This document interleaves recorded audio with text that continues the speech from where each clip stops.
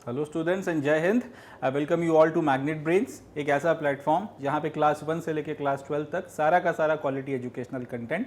आप लोगों तक एक्सक्लूसिवली फ्री ऑफ कॉस्ट लेकर आया जाता है। मतलब ये कि यहाँ कभी ऐसा नहीं होता कि आपको किसी भी सब्जेक्ट के 1 या 2 चैप्टर एक्सेस करने के लिए मिलें और उसके बाद में आपसे ये बोला जाए कि भाई बचा हुआ कोर्स अगर आपने एक्सेस करना है तो उसके लिए आपको किसी तरीके का कोई पेड सब्सक्रिप्शन लेना पड़ेगा या किसी तरीके की कोई फीस देना पड़ेगी। ऐसा मैग्नेट ब्रेन्स में नहीं होता। मैग्नेट ब्रेन्स प्रतिबद्ध है आप लोगों तक सारा का सारा quality educational content exclusively free of cost लेकर आने के लिए, जिसकी मदद से आप लोग अपने सब्जेक्ट्स को, अपने विषयों को ज़्यादा बेहतर तरीके से समझ सकें, ज़्यादा क्लैरिटी से आपकी अंडरस्टैंडिंग हो उन सब्जेक्ट्स को लेकर, आप अपने एग्जामिनेशंस में अच्छा परफॉर्म कर सकें और साथ ही साथ आप लोग अपने करियर्स में अच्छा परफॉर्म कर सकें, अच्छे अच्छे पदों पर पहुँचें और देश की तरक्की और उन्नति में आप लोग अपना कंट्रीब्यूशन दे सकें। यही मैग्नेट ब्रेन्स का ध्येय है और इसी के साथ में मैग्नेट ब्रेन्स आगे बढ़ रहा है। तो इसी नोट पर हम लोग अपने आज के सेशन की शुरुआत करते हैं। लास्ट सेशन में हम लोग पढ़ रहे थे class 11th health and physical education, उसका जो हमारा सेकंड चैप्टर है जिसका नाम है अंडरस्टैंडिंग हेल्थ। उसमें हम लोग ये देख रहे थे कि जो आपके अलग अलग एज ग्रुप्स हैं, चिल्ड्रंस हो गए, एडोलेसेंट्स हो गए और डिफरेंटली एबल्ड हमारे जो बच्चे हैं, इनकी अपनी अपनी जो हेल्थ की नीड्स हैं, इनकी क्या रिक्वायरमेंट्स हैं, उसके बारे में हम लोग बातचीत कर रहे थे। इनकी अलग अलग हेल्थ नीड्स और इनके एज ग्रुप्स के अपने अपने जो इशूज़ या चैलेंजेस हैं उसके बारे में थोड़ा सा हम लोगों ने डिस्कशन किया था। आज उसी डिस्कशन को आगे बढ़ाते हुए हम लोग अपने आज के सेशन में पढ़ेंगे addressing the health needs of children. यानी कि पिछले सेशन में हमने हेल्थ नीड ऑफ चिल्ड्रन को समझा था अच्छे तरीके से कि इनकी हेल्थ की क्या क्या जरूरियात होती हैं। आज उनको कैसे एड्रेस किया जाना है उसके बारे में हम लोग अपने आज के सेशन में बातचीत करेंगे। इंटरेस्टिंग रहने वाला है, काफ़ी कुछ हमको सीखने को मिलेगा, काफ़ी सारी चीज़ें हम लोग लर्न करेंगे एंड हमारा जो नॉलेज का बेस है और हेल्थ को लेकर जो हमारी अंडरस्टैंडिंग है इस सेशन के बाद में ज़्यादा एनरिच्ड होगी, that I can promise you. So now without any further ado, here we begin our topic for today, that is addressing the health need of children।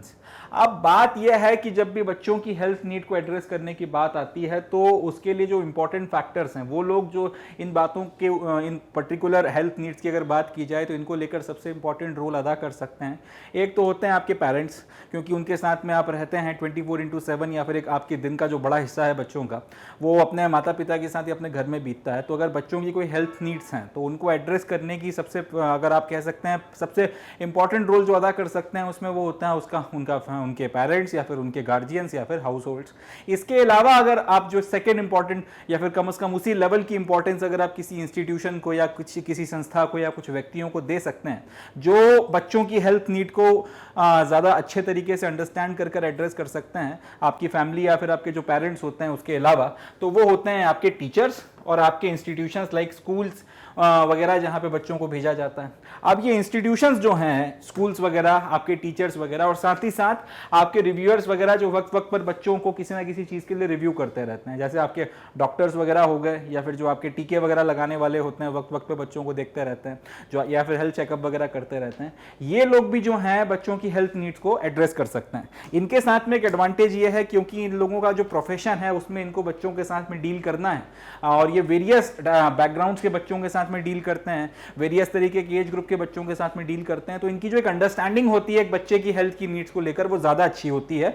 In comparison to parents, क्योंकि parents 1-2 max to max 3 बच्चों को handle कर रहे होंगे तो उनका एक जो एक्सपीरियंस है, उनकी जो अंडरस्टैंडिंग, उनकी जो हैंडलिंग है वो अपने 1-2-3 मैक्स टू मैक्स 4 बच्चों तक जो है सीमित रहती है। मगर यहाँ पे अगर आप इंस्टीट्यूशंस की बात कर लें, इंस्टीट्यूशंस की जगह आप चाहें तो उसको स्कूल्स भी बोल सकते हैं, आप स्कूल्स की बात कर लें या फिर अगर आप टीचर्स की बात कर लें या फिर आप रिव्यूअर्स की बात कर लें, इन लोगों के साथ में एक एडवांटेज ये होता है क्योंकि इनका काम ही यह है कि इनको आपका बच्चों के साथ में डील करना है, इनको हर एज ग्रुप के बच्चों के साथ में जो है डील करना है, उनको देखना है, उनकी समस्याओं को समझना है और ये डे टू डे यही सारा काम करते हैं। तो एक तो इनका एक्सपीरियंस ज़्यादा है, दूसरा इनका जो है आपका जो एक इस तरह से कह सकते हैं क्योंकि लगभग हर एज ग्रुप के बच्चों को इन्होंने देख रखा होता है तो इसके चलते किसी बच्चे की परेशानी को ये लोग जल्दी समझ लेते हैं। कई बार घर में भी पेरेंट्स को जो है कुछ वक्त लगता है किसी बच्चे की बिहेवियर में कुछ स्ट्रेंजनेस वगैरह ऑब्जर्व कर ये समझने में, कंक्लूड करने में कि बच्चे के साथ में कुछ इशू चल रहा है, मगर वो जो एक पर्टिकुलर अंडरस्टैंडिंग का टाइम है वो यहाँ पर थोड़ा सा कम हो जाता है क्योंकि यहाँ पे रोज यही काम करना होता है। तो यहाँ पर आप ज्यादा बेटर तरीके से, कुल मिला के आप इसका लब्बो लुबाब ये निकाल सकते हैं कि ये जो 3 संस्थाएं हैं, ये 3 इंस्टीट्यूशंस हैं या फिर ये जो 3 इंडिविजुअल्स हैं, इंस्टीट्यूशंस जो आपके स्कूल्स हो गए या फिर आपके टीचर्स वगैरह और आपके रिव्यूअर्स वगैरह, अगर किसी बच्चों की हेल्थ की नीड्स वगैरह आती हैं तो पेरेंट्स के अलावा अगर आप बात करें, हाउस होल्ड के अलावा अगर आप बात करें, तो ये एक बहुत इंपॉर्टेंट रोल अदा करते हैं। अब क्या इनका रोल है, किस तरीके से अपने रोल को अदा करते हैं और किस तरीके से इनका जो रोल ये लोग अदा करते हैं, उसके चलते बच्चों की जो हेल्थ नीड है उनको इफेक्टिवली एड्रेस किया जाता है, वो जैसे जैसे हम लोग अपनी स्लाइड्स वगैरह पढ़ते चले जाएंगे तो हम ज़्यादा अच्छे से उस चीज़ को समझेंगे। सबसे पहले हम लोग रोल ऑफ इंस्टीट्यूशंस या फिर रोल ऑफ स्कूल्स की बात कर लेते हैं। स्कूल्स जो हैं एक बहुत इंपॉर्टेंट रोल अदा करते हैं जब बच्चों की हेल्थ नीड्स की बात आती है। स्कूल्स नो डाउट आपको एजुकेशन दे रहे हैं, नो डाउट आप जो इंसान बनकर तैयार होंगे उसमें स्कूल्स जो है उनका एक बहुत बड़ा इंपॉर्टेंस रहता है, मगर साथ ही साथ जब आप हेल्थ की बात करते हैं, जब किसी बच्चे के स्वास्थ्य की बात की जाती है, और जैसा कि हम लोगों ने अपने प्रीवियस लेक्चर में देखा था कि हेल्थ का मतलब एक बहुत ब्रॉड डेफिनेशन है, उसमें कई सारे फैक्टर्स आ जाते हैं। तो आप ऐसे कह लें कि बच्चे की हेल्थ के रिस्पेक्ट में स्कूल्स एक इंपॉर्टेंट रोल अदा करते हैं, या फिर वो सारे पैरामीटर्स या फैक्टर्स जो किसी बच्चे की हेल्थ को डिटरमाइन करते हैं, उन सारे फैक्टर्स वगैरह को एड्रेस करने में स्कूल का एक बहुत इंपॉर्टेंट रोल होता है। तो इस बात को अपने को ध्यान रखना है कि जो स्कूल्स हैं वो बहुत इंपॉर्टेंट और वाइटल रोल अदा करते हैं जब भी किसी बच्चे की सेफ्टी की बात आती है, जब भी किसी बच्चे की हेल्थ की बात आ जाती है। और साथ ही साथ एक इंपॉर्टेंट काम जो स्कूल करते हैं वो ये है कि बच्चों में इस तरीके के बिहेवियर्स डेवलप करते हैं, बच्चों में इस तरीके की हैबिट्स वगैरह डेवलप करते हैं जो लाइफ लॉन्ग उनके साथ में रहती हैं। अब अगर एक स्कूल इस बात के ऊपर स्ट्रेस देता है कि भाई हमें हमारे बच्चे को एजुकेशन तो देना ही देना है, अच्छे से अच्छा एजुकेशन देना है, बढ़िया से बढ़िया तरीके से एजुकेशन देना, मगर साथ ही साथ हमको उस बच्चे को इस तरीके की हैबिट्स वगैरह भी इंपार्ट करनी है जो हेल्दी हैबिट्स हो, इस तरीके का बिहेवियर इंपार्ट करना है जो हेल्दी बिहेवियर हो, तो कहीं ना कहीं अब अगर छोटी उम्र से ये चीजें अगर आप में डाली जाती हैं तो ये लाइफ लॉन्ग जो है आपके साथ में बनी रहती हैं, और ये बिहेवियर फिर जिंदगी भर आप अपने साथ रखते हैं। और इसके चलते आप एक इस तरीके के ज्यादा वेल अवेयर किस्म के आप सिटीजन के रूप में निकल कर आते हैं जिसका बिहेवियर ही जो है आपका हेल्दी है, या जिसके बिहेवियर में ही जो है हैबिट्स इस तरीके की डाली गई हैं कि वो बीमारियों से बचा रहता है। जैसे बड़ी कॉमन सी बात है कि जनरली स्कूल्स में बच्चों को ये चीज सिखाई जाती है कि भाई आप लोगों को जब भी खाना खाना है तो खाना खाने के पहले आपने हैंड वॉश करना है, इसी तरीके से जब आपने खाना खा लिया तो आपने खाना खाने के बाद में हैंड वॉश करना है, अगर आप कभी बाथरूम वगैरह जाते हैं तो आपने थॉरोली जो है अपने हाथों को अच्छे से वॉश करना है और अच्छे से जो है सोकअप करना है, आपने किसी का हैंकर चीज जो है वो इस्तेमाल नहीं करना है। इसी तरीके से और भी कई सारी जो बातें वगैरह हैं बताई जाती हैं कि जब भी आप खाना खाएं तो एक आपका क्लीन जगह पर खाएं, या फिर अगर लेट से आपको कहीं ओपन में खाना पड़ रहा है तो किसी चीज को बिछा लें, उसके बाद में फिर अपना लंच बॉक्स वगैरह ओपन करें। अब इस तरीके की जो छोटी छोटी बातें अगर एक बहुत छोटी उम्र से किसी बच्चे के अंदर डालना शुरू कर दी जाए, अगर उसके दिमाग में बात बिठा दी जाए कि भाई हर बार खाना खाने के पहले हाथ धोना ही धोना है चाहे कुछ हो जाए, नहीं तो फिर अपन जो है अपने को बीमारियां लग सकती हैं, अपने को हाथ जो है क्लीन रखने ही रखने, नाखून अपने टाइम टू टाइम अपने को काटने ही है, नहीं बढ़ने देना तो नहीं बढ़ने देना,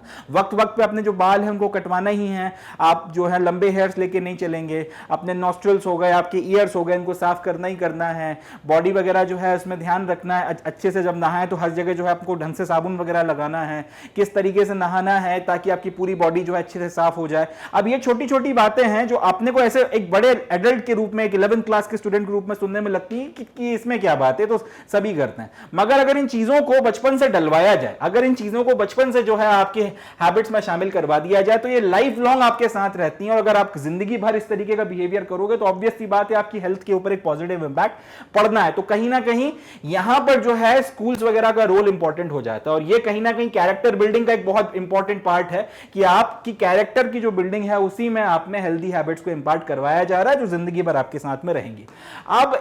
एक अच्छी बात यह भी है कि छोटे, अब आप ये सवाल पूछ सकते हैं कि भाई छोटे बच्चों के ऊपर इस बात के ऊपर इतना ज्यादा स्ट्रेस क्यों दिया जा रहा है। आप इस चीज को जब बच्चा 7वीं 8वीं में आ जाए उसके बाद भी सिखा सकते हैं, तब तो ज्यादा बड़ा हो जाएगा, कॉन्शियस हो जाएगा, उसके बाद इन चीजों को ज्यादा अच्छे से समझ सकता है। इसका जवाब यह है, देखिए आदत पड़ने में वक्त लगता है, ये बात आपकी वाजिब है कि छोटे बच्चे को आप जो है ये चीजें सिखाओगे, कभी कर रहा है कभी नहीं कर रहा, फिर आप उसके ऊपर सख्ती भी कर रहे हो, कई बार आप उसको लगातार ये चीज करवा रहे हो, करते करते उसकी हैबिट में आ गई, उसको लॉजिक नहीं पता। आप इससे बेटर एक बड़ा बच्चा है जिसको लॉजिक समझाया जा सकता है, आप उसको बता दीजिए और उसके बाद में आप उससे बोलिए कि भाई आप इसको इस तरह से करिए, तो वो ज्यादा बेटर तरीके से इस चीज को फॉलो करेगा। अब ये बात इसलिए गले नहीं उतर सकती। देखिए होता क्या है, किसी भी चीज की अगर आपको हैबिट डलवानी होती है तो उसके लिए जो छोटा आपका जो चाइल्डहुड है वो सबसे अच्छा वक्त होता है। अगर उस वक्त में किसी चीज की हैबिट डल गई तो फिर उसके बाद में आप चाहो या ना चाहो वो हैबिट जो है लाइफ लॉन्ग आपके साथ में रहेगी। अब बड़े बच्चे जिनको इस तरीके के हेल्दी बिहेवियर की अगर हैबिट नहीं है, भले ही आप उनको लॉजिक या सेंस समझा दो, उसके बाद में भी क्योंकि अब हैबिट है नहीं, उस तरीके से एक जिंदगी अभी तक जी नहीं है, तो अपने आप को चेंज करना फिर बहुत ज्यादा मुश्किल हो जाता है। ये बेसिकली एक रिपीटेटिव पैटर्न है, आप लगातार करते चले जाओगे। लॉ ऑफ प्रैक्टिस जो है वो रोल में आता है। जिस चीज की आप जितनी प्रैक्टिस करोगे आप उतना कंपल्सिव होते चले जाओगे और उतना परफेक्ट होते चले जाओगे। 10, 12, 15 साल तक अगर आपने एक सर्टेन तरीके का बिहेवियर किया है और एक दिन आउट ऑफ नोवेयर कोई आपसे ये बोले कि भाई अब बिहेवियर अपना ऑल टुगेदर चेंज कर लो, तो वो पॉसिबल नहीं हो पाता, भले ही बिहेवियर चेंज करने के कितने भी ज्यादा फायदे आपको दिख रहे हो। कुछ दिन आप कॉन्शियस रहोगे तो करोगे, उसके बाद फिर आप अपने पुराने डर्रे पे लौट आओगे। वजह यह है कि आपके अंदर एक बिहेवियर पड़ चुका है। तो कहीं ना कहीं बचपन से इन चीजों को डलवाने की वजह यह है, या बचपन से जो है इन चीजों के ऊपर स्ट्रेस इसलिए दिया जाना चाहिए, और स्कूल से जो है यहां पे एक इंपॉर्टेंट रोल इसलिए अदा करते हैं क्योंकि अगर बचपन से हेल्दी बिहेवियर डल गया तो वो जिंदगी भर साथ तो रहेगा ही रहेगा, मगर साथ ही साथ वो इफेक्टिवली जो है आपके पर्सनालिटी का हिस्सा बन जाएगा।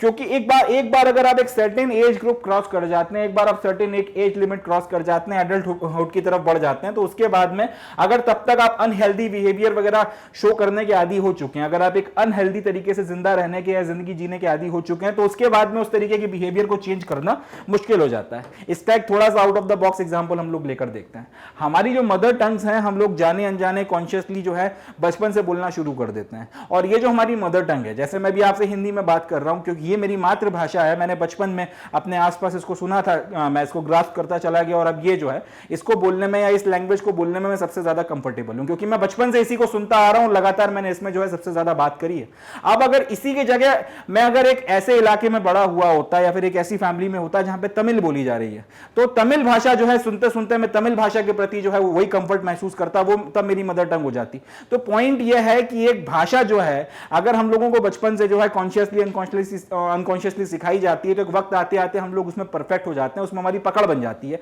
एग्जैक्टली उसी तरीके से एक छोटी एज से अगर आपके अंदर अच्छी हैबिट्स वगैरह को डलवाया जाए तो एक वक्त आते आते आप उसमें इतना कंफर्टेबल हो जाते हैं कि उसके लिए बाद आपको कॉन्शियसली सोचना नहीं पड़ता कि मुझे खाना खाने के पहले हाथ धोने हैं, खाना खाने के बाद हाथ धोने हैं, ये करना है, ये नहीं करना है, ये डूज हैं, ये डोंट्स हैं, फिर आपको सोचना नहीं पड़ता, फिर वो आपकी पर्सनैलिटी का पार्ट बन जाता है। ये उसी तरह से है कि जब आप शुरू में साइकिल या फिर आप बाइक चलाना शुरू करते हैं तो आपको बहुत ध्यान रखना पड़ता है कि क्लच कब दबाना है, ब्रेक कब दबाना है, ऑल दैट। मगर जैसे जैसे प्रैक्टिस होती चली जाती है उसके बाद आपका ध्यान भी नहीं रहता कि आप कब क्लच दबा रहे हैं, कब ब्रेक दबा रहे हैं, और कंफर्टेबली आप ड्राइव वगैरह करना शुरू कर देते हैं। तो ये सारी चीजें हो गई। इसके अलावा many health risk behaviours are often established during childhood और adolescence and continued into adulthood. वही बात है कि आपके जो डूज एंड डोंट्स हैं, अब अगर आपको बचपन से डलवा दिए गए आपके अंदर,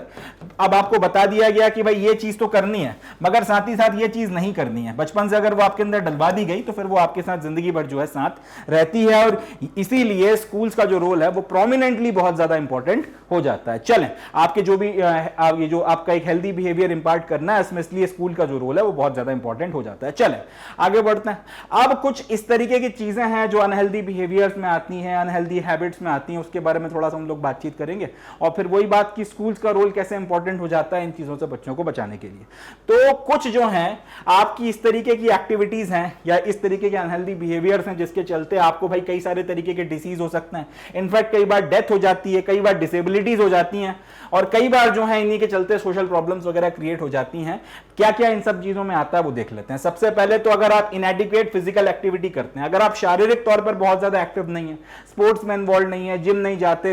वॉक तक नहीं करते हैं, रनिंग पर नहीं जाते हैं, अगर आप गेम्स वगैरह नहीं खेलते हैं, आपका ज्यादा बाहर निकलना नहीं होता, आप घर के अंदर रहते हैं, थोड़े से रेक्ल्यूज हैं, तो इन सब चीजों के चलते अगर आपकी फिजिकल एक्टिविटी में कमी आने लगती है तो कहीं ना कहीं वो फिजिकल एक्टिविटी जो है फिर आपके शरीर में ओबेसिटी लेकर आती है, आपके शरीर में एक आलस्य आता है, साथ ही साथ एक नेगेटिविटी बढ़ती चली जाती है, कुछ करने की इच्छा नहीं होती, उत्साह और उमंग खत्म हो जाती है, अल्टीमेटली बहुत सी मेंटल और फिजिकल डिजीजेस आने लगते हैं, और अगर वो बढ़ते चले गए तो उसके चलते फिर बहुत सी प्रॉब्लम्स आपको हो सकती हैं। तो पहली चीज जो एक अनहेल्दी बिहेवियर का पार्ट है वो है इनएडिक्वेट फिजिकल एक्टिविटी। दूसरी चीज है अनहेल्दी डाइट। आप ऐसा खाना खा रहे हैं जिससे आपके शरीर का कोई भला नहीं हो रहा बल्कि सिर्फ जो है शरीर को नुकसान हो रहा है। अब जैसे किसी ने जो है बहुत ज्यादा ऑयली खाना खा लिया, किसी ने जो है बहुत ज्यादा अनहेल्दी खाना खा लिया, अनहाइजीनिक फूड वगैरह ले ली, इस तरीके की चीजें अगर आप कर रहे हो, अगर आप पिज्जा बर्गर पर ही जिंदा हो, इस तरीके की चीजें अगर आप कर रहे हो, तो वो भी जो है आपके शरीर के साथ में एक अत्याचार है, वो एक ठीक चीज नहीं है, क्योंकि ये अनहेल्दी डाइट अल्टीमेटली फिर अपने साथ में बहुत सारी प्रॉब्लम्स वगैरह जो है वेरियस लेवल पर लेकर आती है। ओबेसिटी की प्रॉब्लम होती है, आपको सही न्यूट्रिशन नहीं मिलता, और भी बहुत सारे इश्यूज वगैरह जो है इसके चलते खड़े होना शुरू हो जाते हैं। तीसरी चीज जो एडोलेसेंट्स में बहुत ज्यादा कॉमन हो जाती है वो है सब्सटेंस मिसयूज, टोबैको की लत लग जाना, अल्कोहल की आदत पड़ जाना, ड्रग अब्यूज वगैरह। ये सारी चीजें जो है अगर इनकी गलती से भी लत आपको पड़ गई, अगर आप इसके आदी हो गए, ये हैबिट्स हो गई, देन फिर एक डिस्ट्रक्शन जो है जिंदगी में शुरू हो जाता है, और इससे social problems, health related problems, हर तरीके की प्रॉब्लम्स वगैरह जो है फिर आपको देखने के लिए मिलती हैं। देन आज की तारीख में एक बहुत कॉमन चीज है वो है स्ट्रेस। बच्चों को अपने एग्जाम्स वगैरह का स्ट्रेस होता है, जो आपके एडल्ट्स वगैरह हैं उनको अपने जो भी जॉब वगैरह है उसका स्ट्रेस होता है, किसी को किसी और चीज का स्ट्रेस होता है। अगर आप स्ट्रेस वगैरह जो है वो लेने की अगर आपकी एक आदत सी पड़ गई है, आप छोटी छोटी बातों पर स्ट्रेस लेना शुरू कर देते हैं, घबरा जाते हैं, डर जाते हैं, तो कहीं ना कहीं इसका भी जो है आपके मानसिक अवचेतन पर, आपका जो सबकॉन्शियस माइंड है उसके ऊपर, आपकी थिंकिंग और थॉट प्रोसेस के ऊपर, जिंदगी को देखने के आपके नजरिए के ऊपर, एंड अल्टीमेटली आपकी फिजिकल एक्टिविटीज और आपकी बॉडी के ऊपर इसका बहुत बुरा असर पड़ता है। और इसी के चलते फिर आपकी फैमिली लाइफ में इश्यूज आने लगते हैं, आपकी सोशल लाइफ में इश्यूज आने लगते हैं, फिर बहुत सी प्रॉब्लम्स वगैरह जो है होने लगती हैं। तो स्ट्रेस भी जो है अनहेल्दी बिहेवियर का एक पार्ट माना गया है। अब ये सारे बिहेवियर्स वगैरह जो हैं, इसके अलावा इस तरीके का व्यवहार, इस तरीके का थॉट प्रोसेस भाई, जिसके चलते अनइंटेंशनली किसी को इंजरी हो जाए या किसी के साथ में लड़ाई झगड़ा हो जाए, ये इस तरीके का बिहेवियर भी जो है अनहेल्दी बिहेवियर माना गया। अब जैसे कोई बच्चा है, जनरली इसको बुलिंग वगैरह बोला जाता है, इसको बोलते हैं कि भाई आप बुली कर रहे हो किसी को। अगर कोई बच्चा है स्कूल में शांत है, कमजोर है, और कोई बच्चा है थोड़ा सा लाइक उसको छेड़ रहा है, बार बार परेशान कर रहा है, टीज कर रहा है, इरिटेट कर रहा है, या फिर उसके साथ में किसी तरीके का वायलेंस वगैरह कर रहा है, या फिर इस तरीके की हरकतें कर रहा है जिसके चलते वो बच्चा प्रोवोक हो जाए, वो इसके साथ में वायलेंस वगैरह कर दे, जनरली इसको बुलिंग वगैरह बोला जाता है। तो इस तरीके के बिहेवियर्स वगैरह में भी अगर आप इन्वॉल्व हो रहे हो, इंडल्ज हो रहे हो, जिसके चलते आपके खिलाफ वायलेंस हो जाए, या आप किसी से वायलेंस वगैरह कर दो, आप किसी को परेशान करो, अनइंटेंशनली किसी तरीके की इंजरी वगैरह आपको आप कॉज कर दो, फिजिकल या मेंटल पेन अगर आप हार्म कर दो, इस तरीके की चीजें भी जो है अनहेल्दी बिहेवियर में आ जाता है। और इसके अलावा risky behaviour that can result in HIV infection, other sexually transmitted infections and unintended pregnancy. ये सारी चीजें भी जो हैं एडोलेसेंट्स वगैरह में आपको ये प्रॉब्लम जनरली देखने को मिलती हैं। इसको भी जो है आप अनहेल्दी बिहेवियर का पार्ट मान सकते हैं, और इसके चलते आपकी जान तक पर जो है बन आ सकती है। सोशल प्रॉब्लम्स और सोशल स्टिग्मा और बाकी सारी चीजें जो होंगी सो होंगी। अब ये सारी की सारी जो चीजें हैं वो आती हैं आपका अनहेल्दी बिहेवियर में, और जिसके चलते आप बहुत सारी प्रॉब्लम्स वगैरह हो सकती हैं। अब यहीं पर जो है स्कूल का रोल इंपॉर्टेंट हो जाता है कि एक बच्चे में अगर बचपन से काफी सारी इस तरीके की हैबिट्स अगर डलवाई जाएं, जिसके चलते वो इसमें से मैक्सिमम बिहेवियर से बच सके, और जब वो बच्चा बड़ा होते होते अल्टीमेटली एडोलेसेंट्स की तरफ जाए, और उसमें आप जो उसके बाद एडोलेसेंट की जो प्रॉब्लम्स वगैरह आती हैं,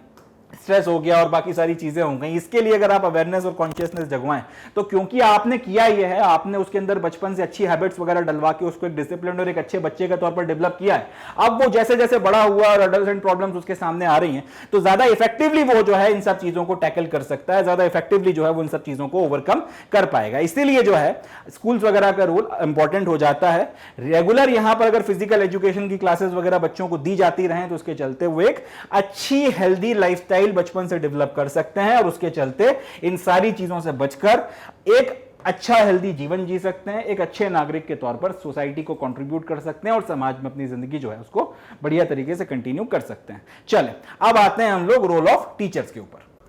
तो इसमें तो खैर देखिए कोई शक की बात है ही नहीं कि जो एक टीचर होता है उसका एक स्टूडेंट की ज़िंदगी के ऊपर बहुत ज़्यादा प्रोमिनेंट असर पड़ता है। हम सबकी लाइफ में कोई ना कोई ऐसा एक टीचर या एक से ज़्यादा टीचर्स आते हैं जिनका हमारे ऊपर कॉन्शियसली सबकॉन्शियसली बहुत गहरा असर जो है वो छूटता है। हम लोग कई बार उनके सब्जेक्ट्स को एंजॉय करने लगते हैं उन्हीं की जो टीचिंग स्टाइल होती है उसके कारण। कई बार ये होता है, आपने भी महसूस किया होगा कि कोई टीचर जो एक सब्जेक्ट को पढ़ा रहा है तो उसके पढ़ाने का तरीका इस तरीके का होता है कि आपको सब्जेक्ट में अगर इंटरेस्ट नहीं भी हो तो भी मज़ा आने लगता है। कई बार किसी टीचर की पर्सनालिटी ऐसी होती है, वो इतना लाइवली होते हैं कि जैसे वो क्लास में आते हैं तो एकदम से जो है एक आपको ऐसा लगता है कि एकदम माहौल जो है लिट अप हो गया है, सब लोग एकदम से चार्ज अप हो जाते हैं। तो इसमें देखिए कोई शक की बात नहीं है कि एक स्टूडेंट की अगर बात की जाए जिंदगी में, उसके माता पिता के अलावा उसके जो आसपास उसके जो इमीडिएट फैमिली मेंबर्स हैं, गार्जियंस हैं, उनके अलावा अगर देखा जाए तो एक बहुत प्रोमिनेंट रोल खास तौर पे जो अदा किया जाता है, एक बहुत प्रोमिनेंट रोल जब किसी एक पर्टिकुलर का या फिर एक पर्टिकुलर इंस्टीट्यूशन का होता है, वो उसके टीचर्स होते हैं। टीचर्स का जो है एक व्यक्ति के ऊपर, एक बच्चे के ऊपर बहुत गहरा प्रभाव जो है आपको देखने के लिए मिलता है। तो ये अब अगर हम लोग फिजिकल एजुकेशन के या फिर अगर हम लोग हेल्थ के पर्सपेक्टिव से देखें तो भी अगर बात की जाए तो टीचर्स जो हैं बहुत इंपॉर्टेंट रोल अदा करते हैं उस टाइम पीरियड में, बच्चों की हेल्थ के रिस्पेक्ट में या हेल्थ के पर्सपेक्टिव में भी, जो टाइम पीरियड या जो वक्त जो है बच्चे अपना स्कूल वगैरह में बिताते हैं। यहां पर अब होता क्या है, अलग अलग तरीके के जो हैं आपके बच्चे आते हैं, अलग अलग डाइवर्स आपकी जो फील्ड्स हैं उसके बच्चे आते हैं, अलग अलग बैकग्राउंड्स के, अलग अलग फैमिली बैकग्राउंड्स के बच्चे जो हैं एक टीचर को डील करना होता है। अब सबकी जो है हेल्थ की नीड्स थोड़ी बहुत एक दूसरे से डिफरेंट होती हैं, क्योंकि एक फैक्ट है कि हर एक बच्चा जो है अपने आप में यूनिक होता है, हर एक बच्चा जो है अपने आप में अलग होता है। हर दो बच्चे जो आपको एग्जैक्टली एक जैसे नहीं मिलेंगे, भले वो एक ग्रुप के होंगे, मगर उनका बिहेवियर, उनका जो कंडक्ट है उसमें काफ़ी ज़्यादा डिफरेंस देखने को मिलेगा, डिपेंडिंग अपॉन कि वो समाज के किस तबके से आ रहे हैं, उनका सोशल बैकग्राउंड किस तरीके का है। तो इतने ज़्यादा डाइवर्स अगर आपके पास में बच्चे वगैरह हैं, अब सबको एक साथ जो है आपको पढ़ाना है, सबको एक साथ लेकर चलना है, बट साथ ही साथ आपको अंडरस्टैंड करना है हर एक की जो ज़रूरतें हैं, हर एक की जो नीड्स वगैरह हैं हेल्थ वगैरह को लेकर, और उन सारी चीज़ों को फिर आपको एड्रेस करना है। कई बार ऐसा हो सकता है कि एक ट्रेडिशनल मेथड से अगर किसी बच्चे की हेल्थ की नीड्स हो गई या एजुकेशन से रिलेटेड नीड्स वगैरह हो गई, अगर आप कोशिश कर रहे हैं उसको पूरा करने की, तो हो सकता है आपको सही रिजल्ट्स ना मिलें। कई बार कोई बच्चा जो है थोड़ा सा स्लो होता है, कई बार जो बच्चा है थोड़ा सा शाई होता है, एक साथ वो आपसे अपनी बातें एक्सप्रेस नहीं कर पाता, कई बार उसके बिहेवियर में आपको डिफरेंस देखने को मिलता है मगर वो खुलता नहीं है। अब इस तरीके की परिस्थितियों में एक टीचर की जिम्मेदारी होती है कि भाई उसको बहुत इनोवेटिव टीचिंग मेथड्स का इस्तेमाल कर जो है बच्चे को कंफर्टेबल बनाना चाहिए।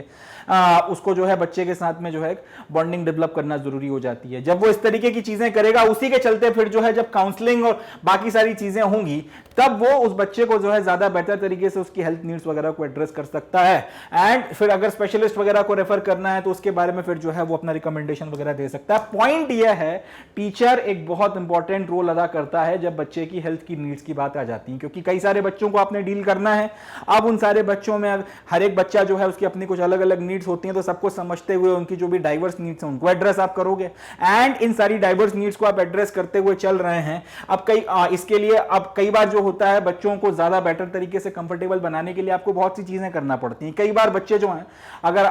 नॉर्मल तरीके से किसी चीज को नहीं समझ पा रहे हैं तो इनोवेटिव मेथड्स वगैरह आपको लगाना पड़ते हैं। काउंसलिंग वगैरह जो है आप उनकी इफेक्टिवली करें। उसके बाद में अगर लगता है कि किसी को थोड़ा स्पेशल केयर की जरूरत है तो स्पेशलिस्ट वगैरह को बताएं। मगर इन सारी चीजों के लिए एक टीचर से अच्छा कोई इंसान नहीं हो सकता जो बच्चे के साथ एग्जैक्टली क्या चल रहा है उसके बारे में वो अपने कमेंट्स वगैरह दे सकता है। एग्जैक्टली क्या चल रहा है वो उस चीज को पकड़ सकता है, क्योंकि उसको रेगुलर डे टू डे बच्चों के साथ में डील करना ही होता है। तो यहां पे जो है टीचर का रोल इंपॉर्टेंट हो जाता है। साथ ही साथ टीचर के लिए ये भी बात इंपॉर्टेंट है कि वो आपके जो पेरेंट्स हैं उनके साथ में वो लोग टच में रहें और लगातार जो है आपका 1-to-1 कम्युनिकेशन होता रहे, ताकि बच्चे की जो भी आपकी अगर बिहेवियर में कुछ डिफरेंसेस आ रहे हैं या हेल्थ की जो नीड्स वगैरह हैं उसको लेकर सही तरीके से परस्पर कम्युनिकेशन बना रहे। टीचर भी अवेयर रहे कि भाई बच्चे के साथ में क्या चल रहा है क्या नहीं चल रहा, और आपके पेरेंट्स जो हैं उनको भी अवेयरनेस रहे कि भाई बच्चा जो है आपके साथ घर पे जो बिहेवियर करता है सो करता है, मगर क्लास में या फिर स्कूल में उसका जो कंडक्ट है, उसका जो बिहेवियर है वो किस तरीके का है। इन सारी चीज अब कई बार आपको ये भी होता है कि पेरेंट्स के अलावा आपको कम्युनिटी वगैरह के साथ में भी जो है बैठना पड़ता है कि जहां अगर लेट से कम्युनिटी में कोई अगर ऐसी चीज हो रही है जिसका बच्चे पे गलत प्रभाव पड़ रहा है या बच्चों पर गलत प्रभाव पड़ रहा है फॉर दैट मैटर, तो आपको फिर उस कम्युनिटी के साथ में भी जो है बैठकर बातचीत करना पड़ती है और समझाना पड़ता है कि ये चीज ठीक नहीं है या फिर ये चीज करेंगे तो ज्यादा बेटर रहेगा, इस तरीके से। और कई बार अगर आपके अगर इस तरीके के कुछ इश्यूज वगैरह या सेंसिटिव मैटर्स वगैरह निकल कर आते हैं जिसके चलते एक बच्चे के प्रभाव के हेल्थ के ऊपर असर पड़ रहा है, मानसिक तौर पर, शारीरिक तौर पर, तो कई बार फिर आपको उसके लिए जो है एड्रेस अगर करना है तो उसमें भी आपको पेरेंट्स और कम्युनिटीज वगैरह को साथ में शामिल करना ही पड़ेगा, नहीं तो फिर आपको इफेक्टिव रिजल्ट्स नहीं मिल सकते। कुल मिला के इन सारी चीजों के लिए टीचर जो है उसका रोल इंपॉर्टेंट हो जाता है, रेलेवेंट हो जाता है। तो इतनी सारी जो बातें हम लोगों ने करी हैं, कुल मिला के हेल्थ के पर्सपेक्टिव से अगर हम लोग बात करें, जो उसकी टीचिंग है, जो एजुकेशन इंपार्ट करना है, बाकी सारी जो चीजें उसको आप एक तरफ हटा दीजिए। सिर्फ हम लोग अगर हेल्थ के पर्सपेक्टिव से बात करें तो टीचर जो है वो इसलिए रेलेवेंट है, इसलिए इंपॉर्टेंट है क्योंकि वो प्लान कर सकता है जो भी आपकी हेल्थ की नीड्स वगैरह हैं उसके बेसिस पर जो भी आपको रिक्वायरमेंट्स हैं वो सारी चीजें। जैसे कि आपको अगर कहीं पे प्रोग्राम्स वगैरह ऑर्गेनाइज करवाने हैं जिसके तहत बच्चों का एम्पावरमेंट वगैरह हो सके, इस तरीके के प्रोग्राम्स वगैरह करवाने हैं जिससे वो लोग अपनी प्रॉब्लम्स को जो है ज्यादा इफेक्टिवली खुल के बोल सकें, इस तरीके की चीजें करनी है जिसका उनकी हेल्थ के ऊपर सकारात्मक प्रभाव पड़े, तो वो सारी की सारी चीजें जो है वो आपका जो टीचर है वो करवा सकता है। अब जैसे गेम्स और स्पोर्ट्स वगैरह में उनको एंगेज करवाना हो, फिजिकल एक्टिविटीज वगैरह में उनको एंगेज करवाना हो, अगर कोई करिकुलर या एक्स्ट्रा करिकुलर एक्टिविटीज वगैरह करवानी हो जिसका अच्छा प्रभाव जो है बच्चों के ऊपर पड़ेगा, जैसे पब्लिक स्पीकिंग वगैरह की आपने क्लासेस वगैरह करवाना शुरू कर दी, तो बच्चे जो कई बार स्टेज फियर रखते हैं या फिर कंफर्टेबल नहीं हो पाते लोगों के बीच में बोलने में, वो काफी हद तक जो है इससे कंफर्टेबल हो जाते हैं। कई बार आप डिबेट्स वगैरह ऑर्गेनाइज करवा के वो बच्चे जो थोड़ा सा शाई हैं, अपने आप को एक्सप्रेस नहीं कर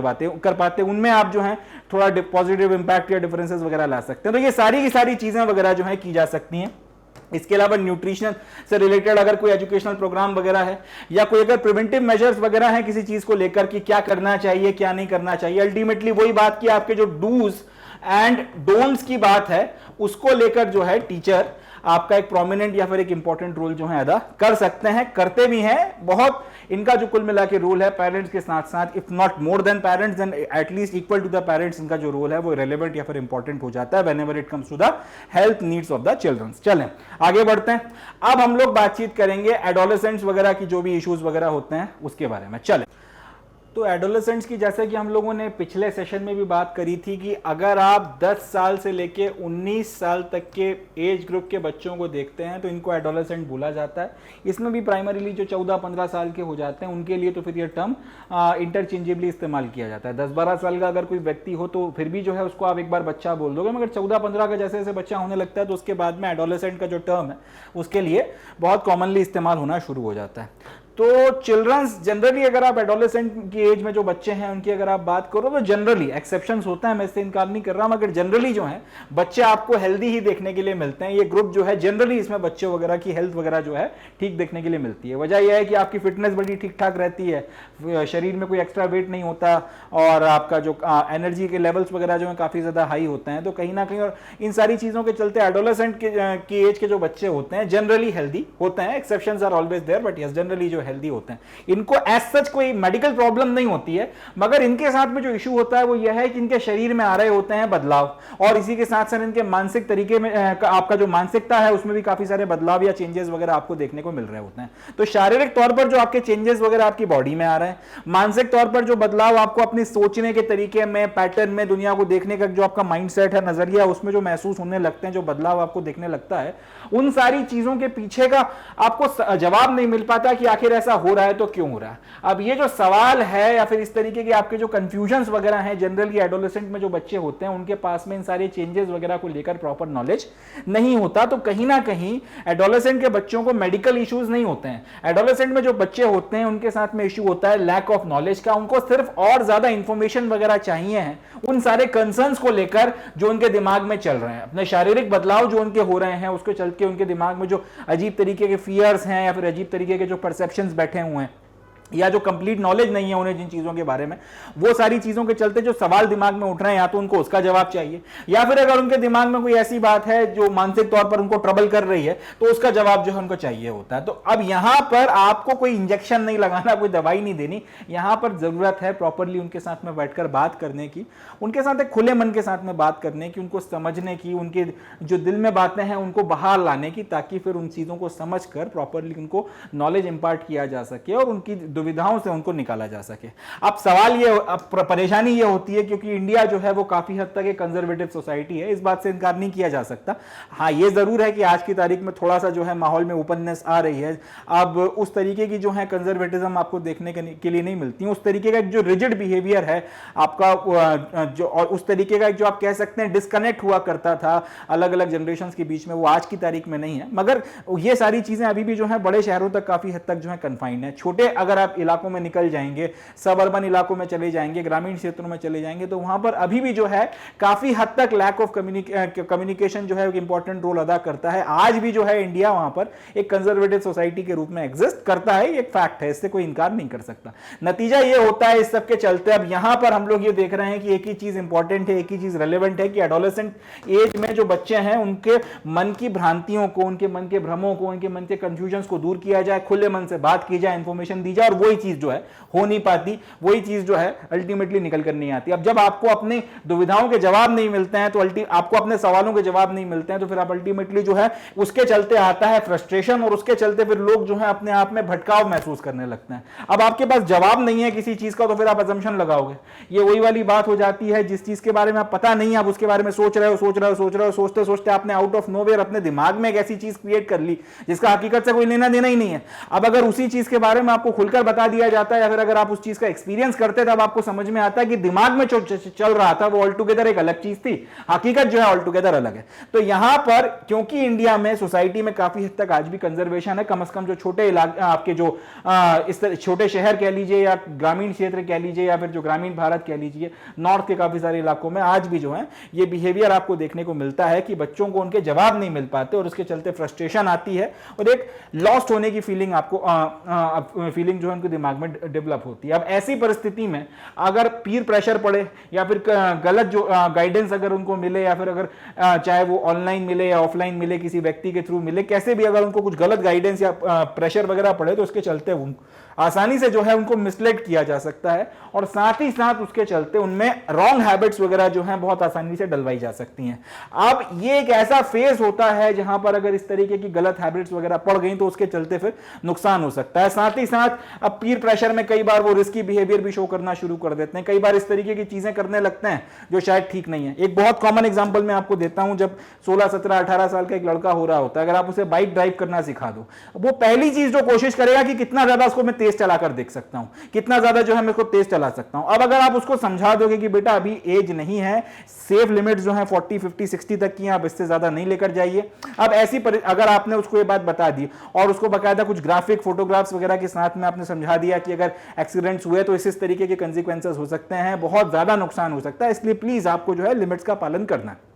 ठीक है, अगर आपने ये चीज करी है तो कहीं ना कहीं उसके दिमाग में रहेगी, और कहीं ना कहीं और वक्त वक्त पर अगर आप उसको ये बात का बार बार रियलाइजेशन कराते रहेंगे, याद दिलाते रहेंगे, तो कहीं ना कहीं वो जो है अपनी उन लिमिट्स वगैरह को क्रॉस नहीं करेगा, ब्रेक नहीं करेगा। मगर अगर आपने इस चीज के ऊपर ज्यादा बात नहीं करी, ज्यादा खुलकर नहीं, एक आध बार आपने ऐसी कैजुअली समझा दिया, और दोस्तों के बीच में वो अपना बाइक लेके गया है, एक दो को लेट से वो बैठा के चला रहा है, और वो थोड़ा सा उन्होंने प्रेशराइज किया कि अरे कोशिश तो करो और ज्यादा तेज चलाने की, तो 60, 70, 80, 90 के ऊपर चलाने की कोशिश करी और संभली नहीं, फिर एक कैटास्ट्रोफिक एक्सीडेंट हुआ और फिर नुकसान हो गया। इस तरीके की चीजें होती हैं। कई बार आप पीर प्रेशर में आके रिस्की बिहेवियर्स भी जो है शो कर सकते हो, मगर अगर आप फर्मली बार बार बात करें, आप लगातार इस तरीके के वीडियोस दिखा के, फोटोग्राफ्स दिखा के, इस तरीके के केसेस बता के कि भाई इस तरीके का रिस्की बिहेवियर कर कितने बुरे बुरे नतीजे आए, अगर आप बार बार बच्चे को जो है कॉन्शियसली समझाते रहें, तो कहीं ना कहीं उसका बिहेवियर जो है उस अनुसार अलाइन हो जाता है। फिर अगर पीर प्रेशर भी पड़ेगा तो भी उसके दिमाग में वो तस्वीर आएगी, और वो पीर प्रेशर को अपने ऊपर हावी नहीं होने देगा। ये एक एग्जांपल है। इसी तरीके से आपका सब्सटेंस अब्यूज हो गया, ड्रग्स हो गया, अल्कोहल हो गया, उन सब चीजों के लिए भी है। अगर आप उसके मन में बचपन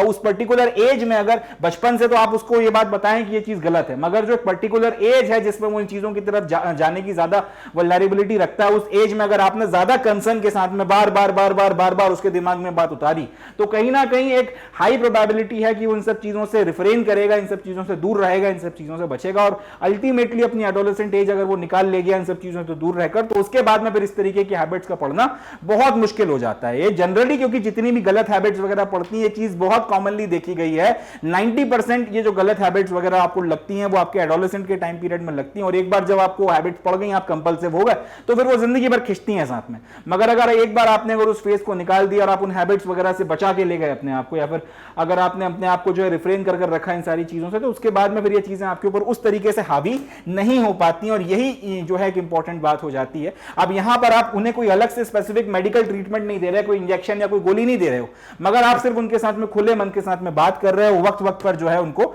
लगातार आप वो चीजें रिमाइंड कराते चले जा रहे हो। और एडोलेसेंट के टाइम पीरियड में यही चीज जो है बहुत ज्यादा जरूरी है, यही चीज जो है बहुत ज्यादा रेलेवेंट हो जाती है। अब होता क्या है कि इस एज में जब एक बार आप आते हो, एक बार जब 14, 15, 16 के आप होने लगे, तो फिर कई सारे बदलाव आते हैं। बार बार अपने आप को देख रहे हैं आईने में, अपने आप को लेकर कॉन्शियस हो जाते हैं कि मैं कैसा दिख रहा हूं, कैसा नहीं दिख रहा, लोगों पे मेरा प्रभाव कैसा पड़ रहा है, कोई मेरे बारे में अच्छा सोच रहा है, नहीं सोच रहा है, इस तरीके की चीजें बहुत सी आपके दिमाग में आने लगती हैं। इन सब चीजों के चलते कई बार क्या होता है, आपका कॉन्फिडेंस लेवल डगमगा जाता है, कॉन्फिडेंस के आपका जो लेवल होता है उसमें आपको डिफरेंसेस या चेंजेस वगैरह समझ में आने लगते हैं। अब इन सारी चीजों के चलते कई बार बच्चे जो है रिलक्टेंट हो जाते हैं अपनी प्रॉब्लम्स वगैरह वगैरह शेयर करने में अपने पेरेंट्स से, अपने फैमिली मेंबर्स से और अपने टीचर्स से। एक छोटा बच्चा जो होगा वो फिर भी आपको खुलकर सारी बात बता देगा, या फिर ये उसी तरीके से है कि एक छोटे बच्चे से अगर आप बोलो कि लेट्स से कोई आपके घर में बंदा आया है, उसने गेट खटखटाया, अब पापा ने बोला उस बच्चे से कि बेटा जाके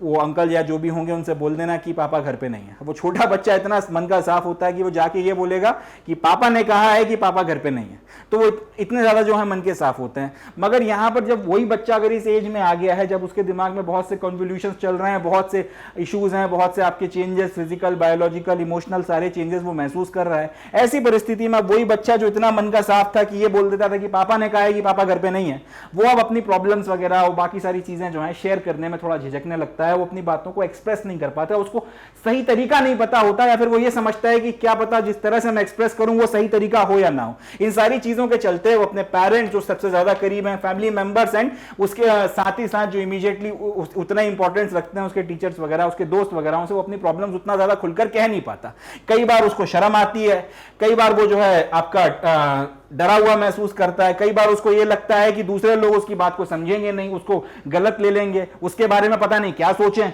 इन सारी चीजों के चलते होता क्या है, वो अपने, या फिर उसको ये भी लगता है कि लोग मेरी चीजों को लेकर उतना ज्यादा सेंसिटिव नहीं होंगे, मेरे कंसर्न्स को लेकर उतना ज्यादा जो है सेंसिटिव नहीं होंगे, मेरे इमोशंस को लेकर उतना ज्यादा सेंसिटिव नहीं होंगे। और ये फेज ऐसा है कि इमोशनली आप बहुत ज्यादा अपने अंदर एक आप कह सकते हैं कि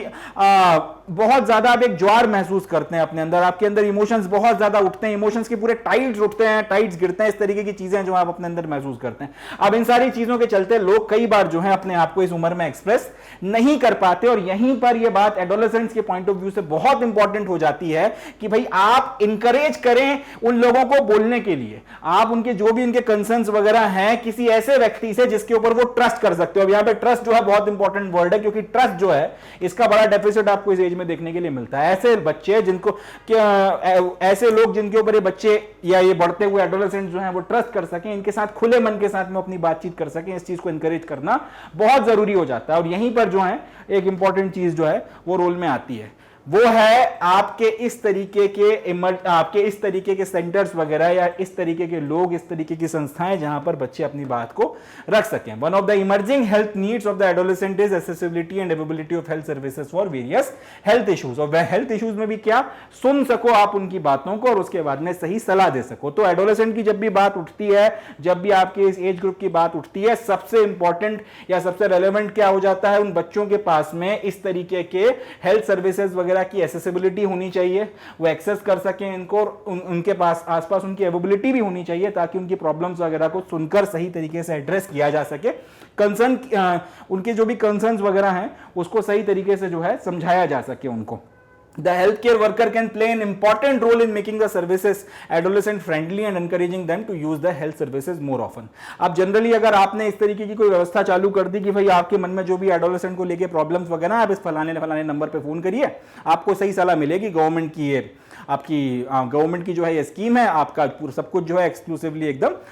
कन्फाइन रखा जाएगा, आपकी आइडेंटिटी वगैरह। अब ऐसी परिस्थिति में बच्चा जो है वो ज्यादा खुलकर जो है अपनी बात वगैरह को रख सकता है। ऐसे अब यहां पर अगर आप ऐसे हेल्थ केयर वर्कर्स को बैठाएं जो प्रॉपरली मैच्योर हो, जिनको ढंग से आपने ट्रेन किया हो, जो इस तरीके की जो आपके पास में क्यूरीज वगैरह आने वाली हैं इनको सही तरीके से एड्रेस कर सकें, इनको सही तरीके से कंसर्न इनके जो भी उनको मतलब इस तरीके से एड्रेस कर सकें जैसे वो अपने किसी दोस्त से या किसी बड़े भाई से बात कर रहे हैं, उनको इतना कंफर्टेबल कर सकें तो उनकी प्रॉब्लम्स को वो ज्यादा अच्छे से समझ सकते हैं और उनको इंकरेज कर सकते हैं कि भाई जब भी कोई इश्यूज वगैरह हो तो आप हमारी ये हेल्थ सर्विसेज वगैरह और ज्यादा जो है आप और ऑफनली जो है इसको एक्सेस कर सकते हैं, हमसे कॉन्टैक्ट में रह सकते हैं और हम आपकी जो परिस्थितियां हैं, आपकी जो एडोलेसेंट एज की जो प्रॉब्लम्स वगैरह हैं उसको ध्यान में रखते हुए जो है सर्विसेज वगैरह चला रहे हैं, तो आपकी जो भी प्रॉब्लम्स है उसका वाजिब